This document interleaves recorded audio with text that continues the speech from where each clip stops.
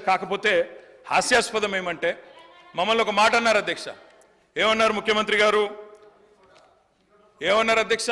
కేసీఆర్ గారు అనవసరంగా పంచాయతీ పెట్టుకున్నారు, ముఖ్యమంత్రిగా కేంద్ర ప్రభుత్వంతో పంచాయతీ పెట్టి కెలికి పంచాయతీలు పెట్టుకొని అనవసర బేసిజానికి వేయండి కాబట్టే 10 ఏళ్లలో ఏం కాలేదు, నేను అందుకే సఖ్యతతో ఉంటా అన్నారు.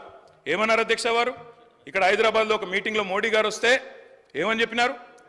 మాది కేంద్ర ప్రభుత్వంతో ఇప్పటి నుంచి బంధాలు, అనుబంధాలు, సత్సంబంధాలు ఉంటాయి. మోడీ గారు పెద్దన్న లాంటి వారు, బడే బాయ్, నేను చోటే బాయ్ అన్నారు అధ్యక్ష. అన్నాదమ్ముల అనుబంధం మంచి అద్భుతమైన సినిమా పండించిన వేదిక మీద ముఖ్యమంత్రి గారు. మరి ఏమైంది అధ్యక్ష? ఈరోజు ఏం జరిగింది అధ్యక్ష? తనదాకా వస్తే గాని ఇవాళ శ్రీధర్ బాబు గారు మాట్లాడుతున్నారు సవతి తల్లి ప్రేమ, కక్ష, వివక్ష. మరి మేమేం చెప్పినాం అధ్యక్ష? మేం చెప్పింది కూడా గదే ఇన్ని రోజులు. ఇప్పుడు మీ దాకా వస్తే మీకు తత్వం అర్థమైంది. వాళ్ళు ఎట్లా వ్యవహరిస్తారో, ఎన్నిసార్లు తిరిగినా, ఎక్కే విమానం దిగే విమానం అన్నట్టు 20 సార్లు ఢిల్లీలు దిగినా ఆడ ఏం జరగదన్న విషయం ఇప్పుడు అర్థమైంది మీకు. ఇప్పటికైనా వాళ్ళ తత్వం బోధపడ్డందుకు చాలా సంతోషం అధ్యక్ష. కాకపోతే మాకు మీలాగా కొన్ని అలవాట్లు లేవు.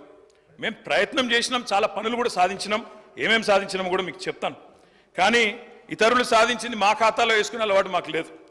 కేంద్ర ప్రభుత్వం, ఆనాడు రాష్ట్ర ప్రభుత్వం, మేమందరం కూడా కొట్లాడి ఎలివేటెడ్ కారిడార్లు, రక్షణ శాఖ భూములు, ఇవన్నీ మా ప్రభుత్వ హయాంలో వర్క్ జరిగితే కాగితం మీరున్నప్పుడు వస్తే మేము సాధించినామని గొప్పలు చెప్పుకున్నారు. పర్వాలేదు, ఏం పర్వాలేదు.